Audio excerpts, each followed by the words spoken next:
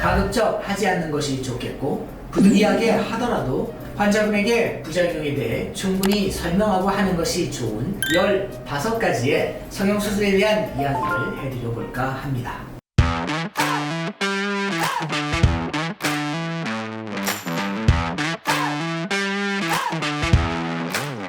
안녕하세요. 20년 경력의 눈성형 박사이자 눈 재수술차인 정 박사입니다. 저희 신데렐라 성형외과 병원은 셀럽 성형과 입체흉과 연해 성형의 메카답게 개원 이래 20년 동안 눈수술과 안면거상을 비롯한 동안 성형과 코성형 그리고 가슴 성형과 지방 흡입을 비롯한 체형 성형, 안면윤곽 양악까지 다양한 수술을 함께 진행해오고 있는데요. 오늘은 20년 이상 경력의 성형외과 전문의인 제가 지금까지 지내오면서 다양한 부작용을 경험하면서 가급적 하지 않는 것이 좋겠고, 부득이하게 하더라도 환자분에게 부작용에 대해 충분히 설명하고 하는 것이 좋은 15가지의 성형수술에 대한 이야기를 해드려 볼까 합니다.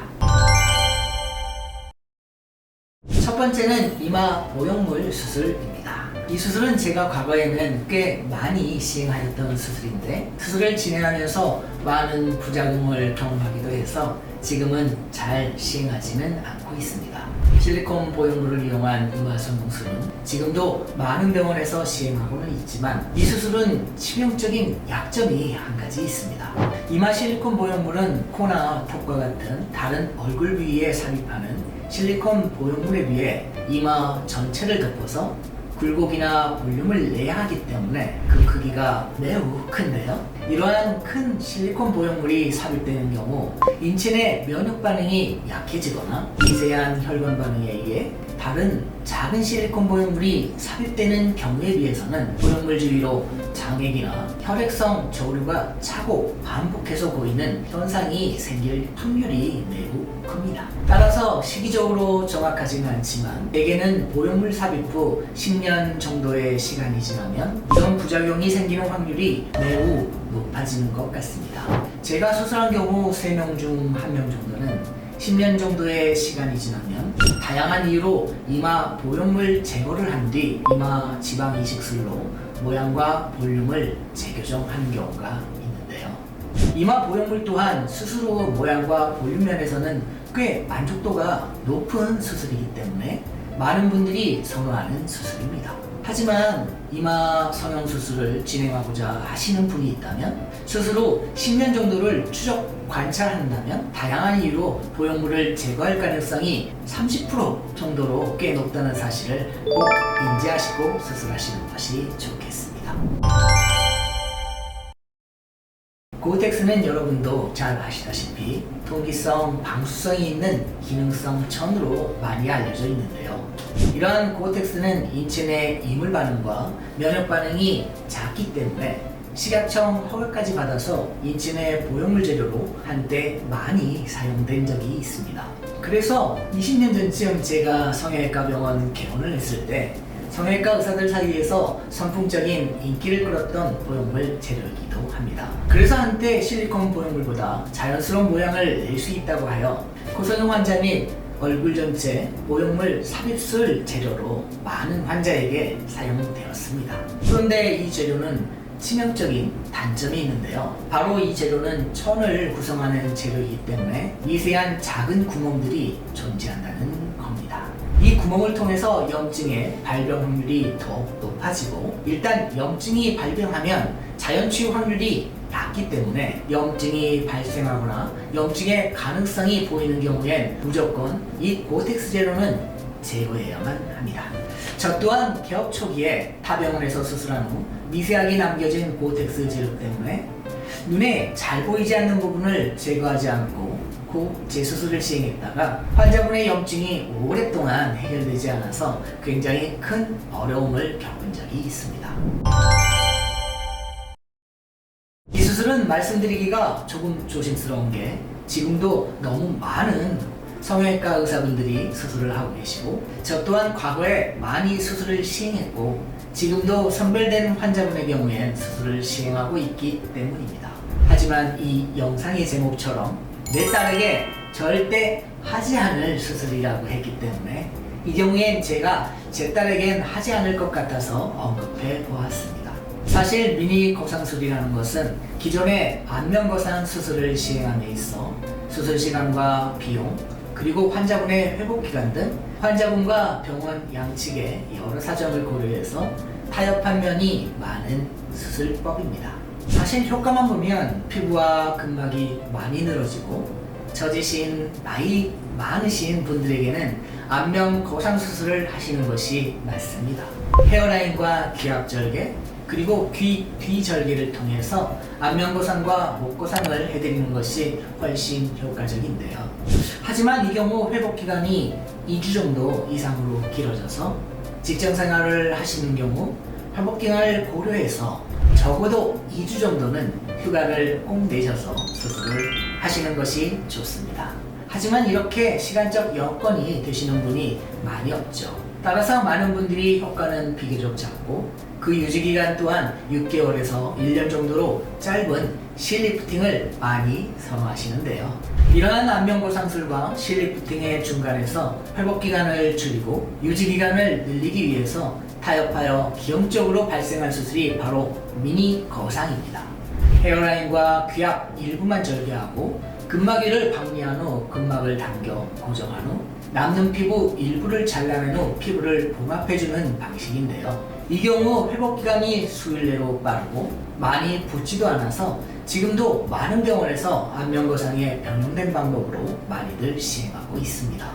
하지만 이러한 미니거상은 명칭만큼이나 귀 앞이나 귀 뒤에 일부만을 방리하여 거상하기 때문에 큰 만족을 바라는 분들에게는 기대치에 못 미치는 효과를 내는 경우가 많은데요. 따라서 안면 거상을 주로 하는 병원에서는 미니 거상을 할 바에야 실리프팅 하시고 큰 효과를 보시려면 시간을 내셔서 안면 거상을 하시는 것이 좋다고 이야기를 합니다. 윤성형과 동안성형, 그리고 안면 거상을 주로 하는 정 박사나 저희 신데렐라 성형외과 병원 같은 경우는 실리프팅과 미니 거상, 그리고 안면 거상을 환자분의 사정과 편의에 따라 맞추어 다양하게 시술 및 수술을 해드리는 편인데요. 아무래도 제 딸을 수술한다고 하면 비용에 대한 고려를 할 필요도, 회복기간이나 수술 시간에 대한 고려를 할 필요도 없으니 짧은 회복기간을 원하면 실리프팅을, 회복기간이 길어도 확실한 효과를 원하면 고전적인 안면 거상 수술을 할 것 같습니다. 이 수술은 제가 개원을 하고 20년 동안 한 번도 수술한 적도 없고요.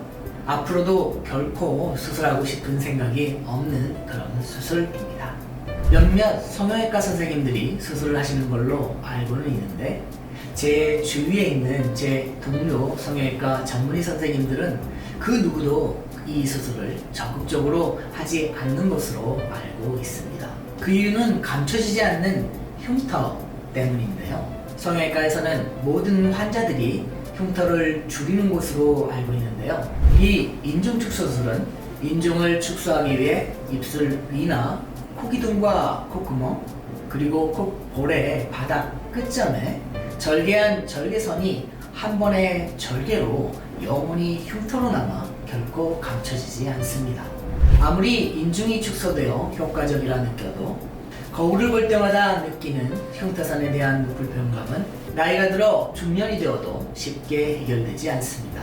피부주름이 더 늘어져 흉터보다 더 고민이 생기는 60대 이후에는 흉터가 조금 덜 느껴질 수는 있겠지만 60대 이후의 나이에는 이 인중 축소술을 고려하시는 분이 거의 없죠. 그래서 많은 환자분들이 다소 위험한 수술이라고 느끼는 안면 윤곽이나 양악수술 같은 다양한 수술을 시행하는 저 정 박사나 저희 신데렐라 성형외과에서조차도 결코 이 인중축소술만큼은 과거에도 지금도 그리고 앞으로도 결코 하지 않을 수술인 것 같습니다. 입꼬리를 교정하는 방법으로는 가장 간단하게는 필러와 보톡스 시술이 있습니다. 보편적으로 가장 많이 시행하는 방법인데요. 비용과 회복기간 많은 면에서 장점이 있어 많은 분들은 요즘 입꼬리를 교정할 때 이 방법을 가장 많이 이용합니다. 그리고 요즘은 실리프팅을 같이 이용하여 입꼬리를 효과적으로 개선하고 있는 것으로 알고 있습니다. 하지만 이 필러와 보톡스 그리고 실리프팅 외에 상부 입술의 끝점 경계선 부위에 절개를 하고 꼬리 피부와 근육을 웃을 때 입술을 당겨 올리는 근육에 묶어주어 처진 입꼬리를 위로 당겨 교정하는 방법이 있습니다. 웃을 때의 스마일 라인을 좋게 하여 밝고 젊게 웃는 인상을 만들어주는 방법인데요. 중국이나 외국 환자들이 많은 방문을 주었던 코로나 전에 국외 및 국내 많은 분들이 관심을 가지고 문의를 주셨던 수술이기도 합니다. 저도 한때 수술을 해볼까 하는 고민에 빠졌던 수술이기도 한데요. 하지만 효과가 있을 거라고 생각하더라도 쉽게 수술하기로 결정하지 못했던 이유가 있는데요. 이 수술 또한 앞서 얘기한 인중 축수술과 마찬가지로 피부에 절개한 절개용이 감춰지는 부위에 있지 않다는 겁니다. 절개를 입술 경계선에 넣어 감춰보도록 노력하겠지만 흉터는 수술자의 미세한 손기술도 중요하지만 가장 중요한 것은 환자분의 살성, 즉 흉터가 잘 생기는 환자분의 유전적, 외부적 요인이 굉장히 큰 역할을 합니다. 선천적으로 비후성 반응이나 켈로이드를 가지는 체질이라든지 담배나 술을 즐겨 많이 드신다거나 면역이 떨어지는 질병을 앓고 있거나 수술 후 상처 관리를 잘 못한다거나 하는 등등의 이유로 말이죠. 그래서 아무리 입술 경계선에 절개를 하여 흉터를 감추려 해도 얼굴에서 웃을 때마다 드러나는 미세한 흉터는 한번 신경이 쓰이기 시작하면 꽤 오랜 시간 동안 결코 없어지지 않는다는 겁니다. 여성분들은 밖에서는 입술 화장을 하여 감출 수 있지만 실내에서는 화장을 지우고 거울을 볼 때마다 느끼는 흉터에 대한 불편감은 쉬이 사라지지 않겠죠. 그래서 저 정 박사는 꽤 많은 분들이 입꼬리 근육 절제술에 대한 문의를 주셨지만 그때마다 흉터를 만드는 그 수술보다는 비교적 간편한 시술이나 수술로 알려진 필러나 보톡스 그리고 실리프팅 등을 해드리고 있습니다. 부작용이 확실한 효과를 많이 보는 수술보다는 부작용이 작거나 거의 없는 효과를 조금 작게 보는 수술이 많은 경우에서는 최선의 선택일 수 있으니까요. 20년 이상 성형외과 전문의로서의 개원의 생활을 하는 동안 저 또한 수많은 부작용 사례를 경험해온 것이 사실인데요. 이번 내 딸에게 결코 하지 않을 15가지 수술이라는 주제에 대한 유튜브 영상에 대한 원고를 준비하면서 이 시간이 20년 동안의 저의 수많은 부작용 사례에 대한 반성과 성찰의 시간이 되기도 한 것 같은데요. 지금처럼 성형외과나 일반 병원이나 의원에서의 미용 성형이나 시술이 많이 보편화되지 않았던 과거 30년 이상 전에는 지금처럼 필러나 보톡스 그리고 보형물을 이용한 시술이나 수술이 그리 많지 않았는데요. 따라서 그때는 허가받지 않은 파라핀과 같은 미용 재료를 미용실이나 피부 관리숍에서 값싸게 시술하는 경우가 꽤 많았습니다. 그리고 많은 분들이 결코 회복할 수 없는 부작용을 많이들 경험하게 되셨는데요. 저 또한 20년 전쯤 개원 시기부터 파라핀을 제거하고 싶어하는 많은 분들을 상담해드리고 실제 수술하기도 했지만 이 파라핀 용액은 조직과 완전히 결합되어서 완전한 제거가 불가능합니다. 하지만 제거 수술이라고 해도 근육과 신경을 손상시키지 않으면서 보이는 조직의 일부만을 제거해드리는 건데요. 그 과정 또한 쉽지 않습니다. 이런 파라핀처럼 부작용이 치명적이진 않지만 식약청에서 허가받은 녹지 않는 필러들이 있습니다. 저도 개원 초기엔 불법 미용 재료가 아니고 식약청 허가를 받은 합법적이고 검증받은 재료이기 때문에 녹지 않는 필러를 많은 경우에서 사용하였는데요. 20년 전 개원 초기만 해도 히알루로닉 액시드라는 인체에 시간이 지나면 흡수되는 성분으로 만들어진 요즘 대부분의 낮은 비용의 필러들이 없었는데요. 그리고 20년 전쯤에는 딱 두 종류의 합법적인 필러만이 존재했습니다.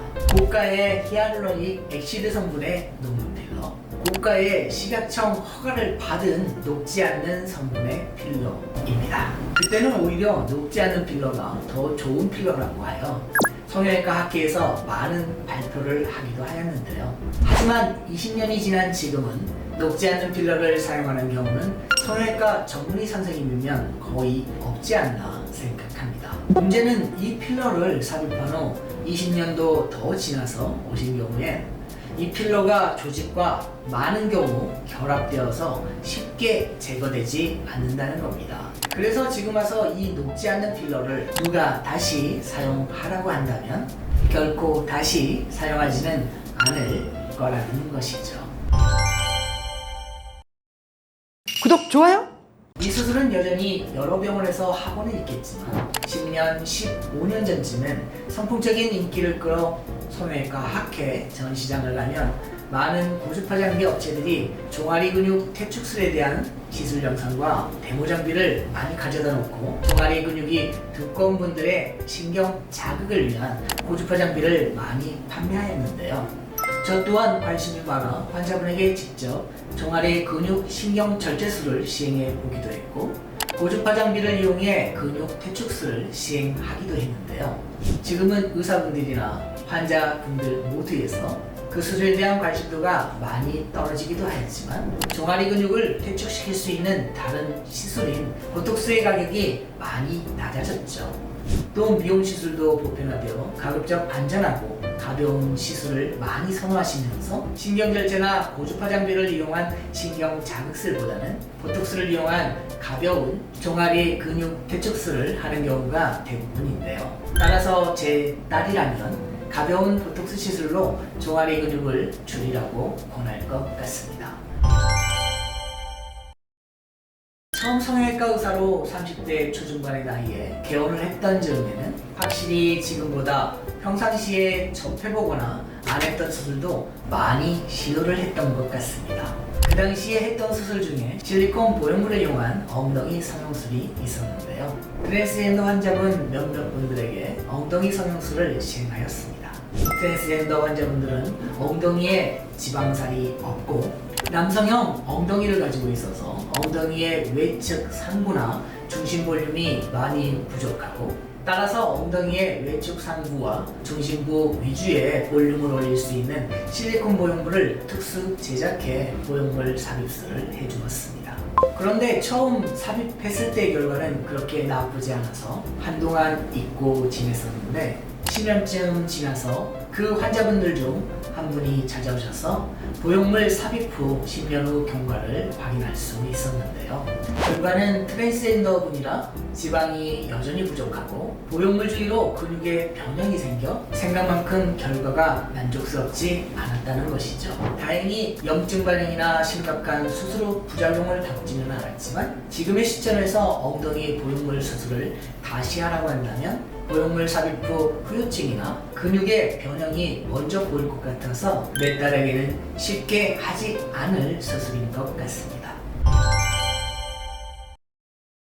눈썹 고상술이나 눈썹 하악 고상술은 눈 성형에 관심이 많은 환자분이라면 한 번쯤은 꼭 들어보셨을 텐데요. 가끔은 이 중년 눈 성형에서 보편적인 수술인 눈썹 거상이나 눈썹 하악 거상조차도 효과적인 수술이 아니라고 하지 말라고 하시는 성형외과 원장님들이 계신데요. 하지만 눈성형 박사이자 눈재수술 장인인 저 정 박사의 입장은 중년 눈성형의 대표적인 수술인 눈썹 고상술이나 눈썹 하악 고상술은 눈썹과 눈의 거리가 아주 좁지 않거나 눈썹 중심에서 바깥쪽 위주의 눈이 많이 처져 있는 경우 그리고 눈썹이 많이 높거나 많이 처져 있지 않은 경우에는 눈썹 거상 단독으로 시행하기도 하고 경우에 따라선 쌍꺼풀 수술과 함께 시행해주면 매우 효과적인 수술이라는 겁니다.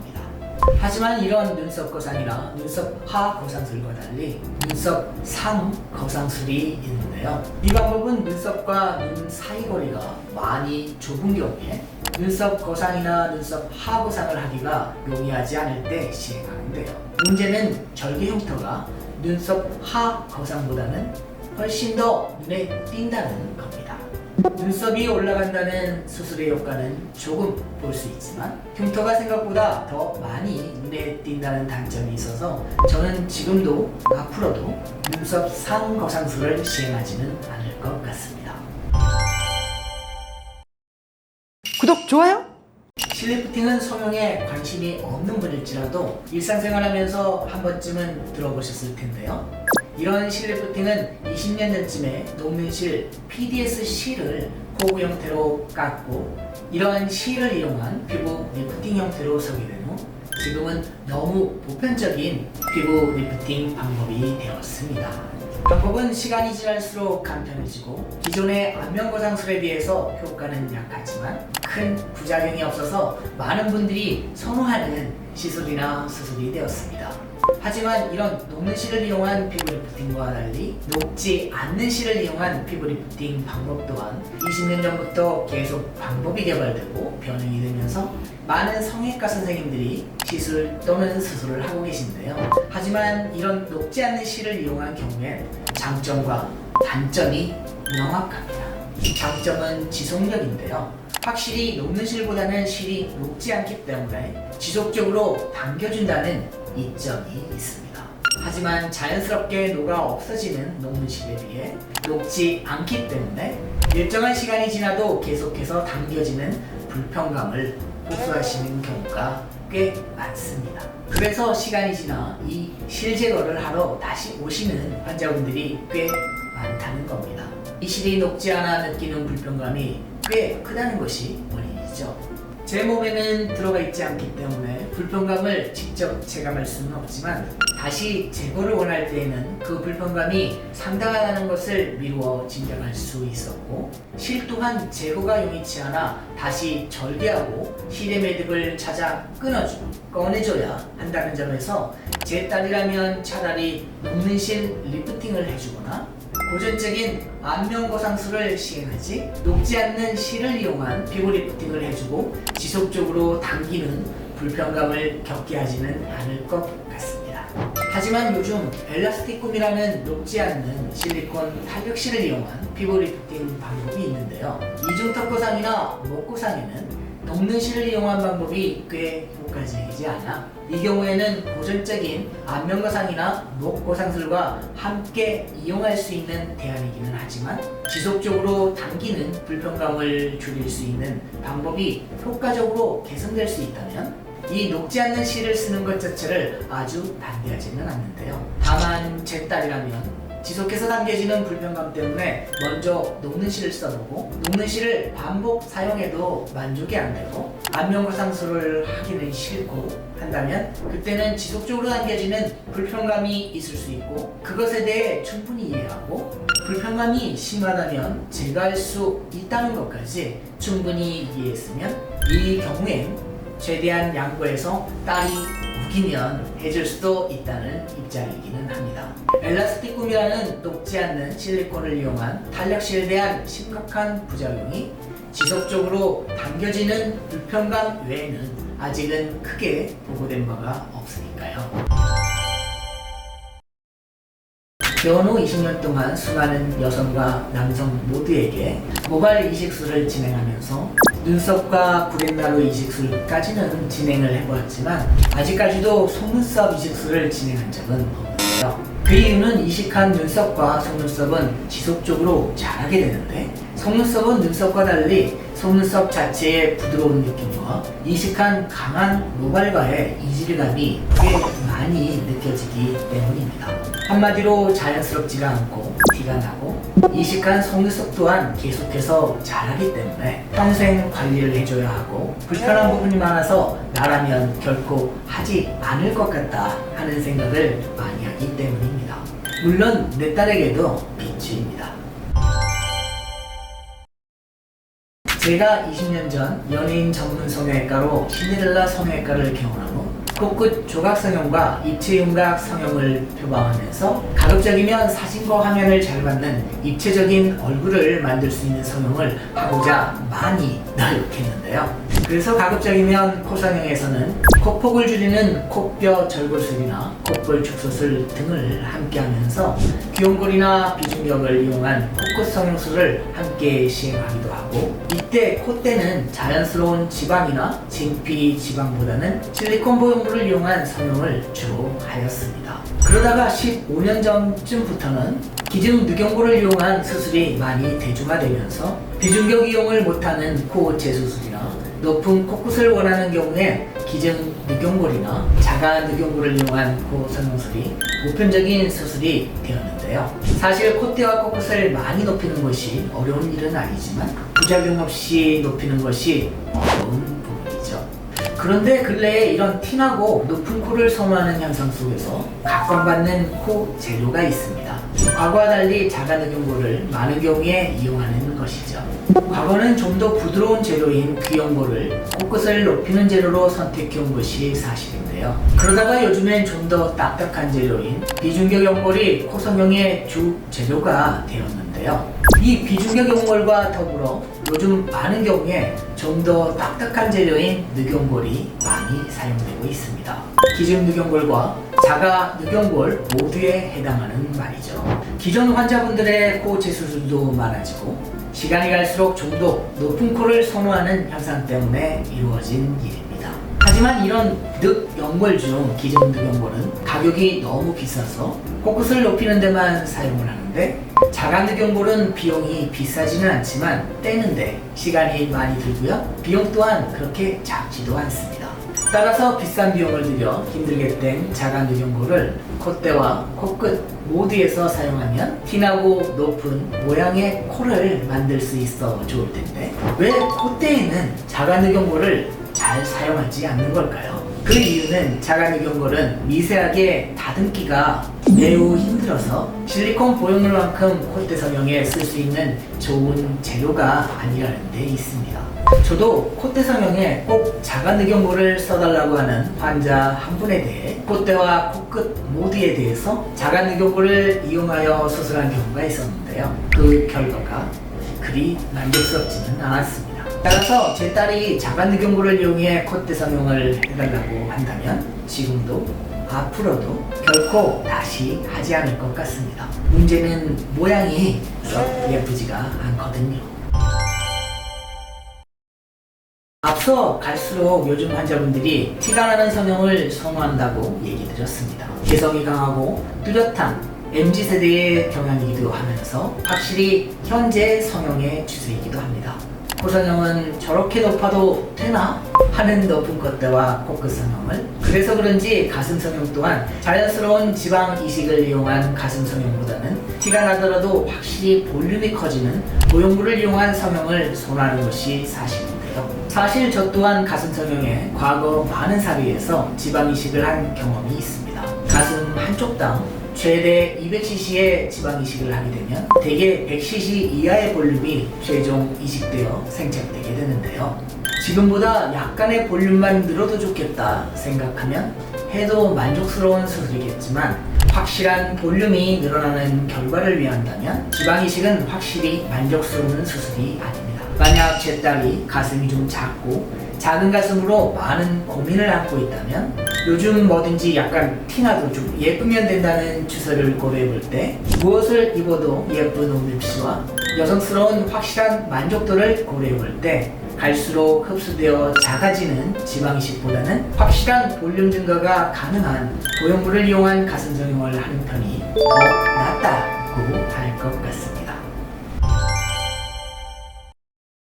20년 전 녹면실을 이용한 피부 리프팅 개발 당시부터 스마스 근막 조직 리프팅 외에 녹면실을 이용하여 콧대와 코끝 성형을 하려는 시도가 계속 되어 왔었는데요. 이 녹면실을 이용한 콧대와 코끝 성형은 쉽게 할 수 있고 붓기가 작고 회복이 아주 빠르다라는 장점이 있는 반면에 높게 올려놓은 코의 피부 조직이 쉽게 떨어져 주저앉고 유지기간이 짧아서 만족도가 떨어진다는 단점이 있는데요. 따라서 이 녹면실을 코에 삽입하는 경우에는 볼륨을 같이 채우는 필러나 지방이식술을 함께 하는 경우가 많습니다. 하지만 상대적인 만족도만 따지면 부작용이 작은 필러만의 단독 시술이 환자분의 만족도가 훨씬 더 높은 것 같고 장기적인 만족도는 실리콘 보형물이나 자가조직을 이용한 코 성형술이 훨씬 더 높아서 녹는실을 이용한 콧대나 코끝 성형을 하는 경우나 빈도는 굉장히 작고 따라서 저라면 굳이 상대적 만족도가 작은 녹는실을 이용한 코 성형 시술은 제 딸에게 하지 않을 것 같습니다. 마지막으로는 여성 성형 부위인 질 성형인데요. 내 딸아이의 민감한 부위에 대해서 결코 수술하고 싶은 마음도 없기도 하고 딸아이 또한 아빠에게 그런 부탁을 할 리도 없으니까요. 여성 성형외과 전문의인 경우엔 여성 성형만을 전문으로 하시는 분도 계시겠지만 대부분은 산부인과 전문의분이 질 성형 및 여성 성형을 많이 하고 계시지 않나 생각합니다. 구독, 좋아요? 이번에는 이렇게 성형외과 의사가 내 딸에게 절대 하지 않을 15가지 수술이라는 주제로 이야기해 보았는데요. 도움이 많이 되셨나요? 영상이 만족스러우셨다면 좋아요, 구독, 알림 설정까지 꾹꾹 눌러주시고요. 정말 애써서 정성껏 만든 영상이니만큼 다 챙겨봐 주시면 너무 감사하겠네요. 성형에 대해 궁금한 점이 있다면 댓글을 남겨주시고요. 정 박사가 하나하나 댓글을 직접 달고 있습니다. 언제나 행복하세요. 알비베 안녕. 정말 힘들게 잠깐만.